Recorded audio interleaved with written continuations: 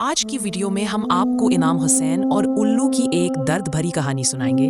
क्या आपने कभी सोचा है कि लोग उल्लू के परिंदे से नफरत क्यों करते हैं? लोग इसे मनहूस क्यों समझते हैं? क्यों उसकी आवाज को बुरी अलामत कहा जाता है?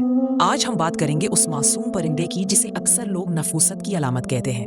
कुछ लोग इसे मुसीबत लाने वाला समझते हैं तो कुछ उसे बदशगुनी की अलामत कहते हैं। लेकिन कभी आपने सोचा है कि यह परिंदा हमेशा उदास क्यों रहता है, हमेशा वीरान जगहों पर क्यों बैठा होता है?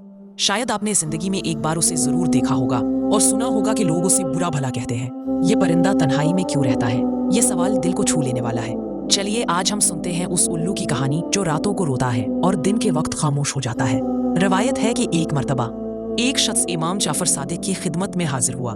उसने अर्ज किया, या इमाम, मुझे बताइए, ये उल्लू आखिर क्यों हमेशा अफसुर्दा रहता है? ये क्यों वीरान जगहों को अपना मस्कन बनाता है? इमाम जाफर सादिक ने फरमाया, ए इंसान, ये परिंदा पहले ऐसा न था, ना ये वीरानों में रहता था, ना ही उदासी इसकी फितरत थी। इस परिंदे पर एक ऐसा दर्दनाक वाकया गुजरा है जिसके बाद इसकी दुनिया बदल गई। इस दिन के बाद से ये उल्लू गम का साथी बन गया। शख्स ने इल्तजा की, या मौला, वो वाकया क्या था, मुझे बताइए। इमाम जाफर सादिक ने फरमाया, ए इंसान, ये परिंदा आले मोहम्मद से बेपनाह मोहब्बत रखता है। ये पहले बागों में रहा करता था, आबाद जगहों पर खुशी से गाता था। लेकिन जब वाकया करबला पेश आया, तब से ये परिंदा वीरान जगहों का होकर रह गया। जब इसने सुना कि इमाम हुसैन अपने अहले खाना के साथ करबला में मौजूद है, तो 9 मुहर्रम की रात ये उल्लू मैदान करबला की जानिब उड़ गया। इसने इमाम हुसैन से अर्ज की, या इमाम, मुझे कोई हुक्म दीजिए, मैं आपके लिए क्या कर सकता हूँ? इमाम हुसैन ने फरमाया, ए परिंदे, यहाँ से चला जा। जो कुछ आले रसूल पर गुजरने वाला है तुम वो देख ना पाओगे, तुम्हारे बस की बात नहीं। लेकिन जब वो उल्लू जिद करने लगा तो इमाम हुसैन ने उसे रोकने की इजाजत दे दी। फिर उस परिंदे ने अपनी आंखों से वो अलमनाक मनाजिर देखे जो करबला में पेश आए। उसने जुल्म देखा, खून देखा, भूख और प्यास में तड़पते बच्चों को देखा। उसने देखा जब इमाम हुसैन को शहीद कर दिया गया। उसने वो सच्चाई अपनी आंखों से देखी जिस पर जमीन और आसमान भी रोए।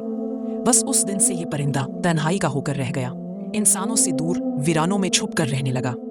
लोगों के दिलों में उसके लिए नफरत पैदा हो गई और उसने भी इंसानों से मना मोड़ लिया। अब ये परिंदा ऐसी जगह रहता है जहां इंसान का साया भी ना हो।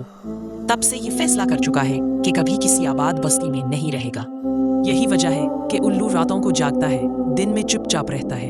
ये वो परिंदा है जो अहले बैत का आशिक है, लेकिन लोग उसे मनहूस समझते हैं। अगर ये परिंदा किसी घर के करीब बोल दे तो लोग डर जाते हैं कि कोई मुसीबत आने वाली है। कुछ तो अपने घर भी छोड़ देते हैं। लेकिन नाजरीन, इसे नहूसत की अलामत कहना सरासर गलत है। ये बेचारा परिंदा किसी का कुछ नहीं बिगाड़ता। ये सिर्फ एक गमज़दा परिंदा है जिसने करबला का जुल्म देखा है। आइए हम आपको इसके बारे में कुछ मजीद हैरानकुन बातें बताते हैं। दुनिया में उल्लू की तकरीबन 250 अक़साम पाई जाती हैं, लेकिन ये 2 बड़े खानदानों में तकसीम है। एक बारन उल्लू, दूसरा आम उल्लू।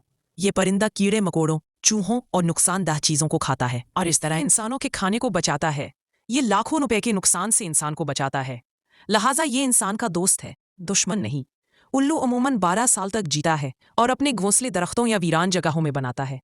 अक्सर लोग जब किसी को बेवकूफ़ कहते हैं तो उसे उल्लू कह देते हैं, जबकि ये परिंदा निहायत सादा दिल है, नर्म है, हल्का फल्का है और जब उड़ता है तो उसके परों की आवाज़ तक नहीं आती।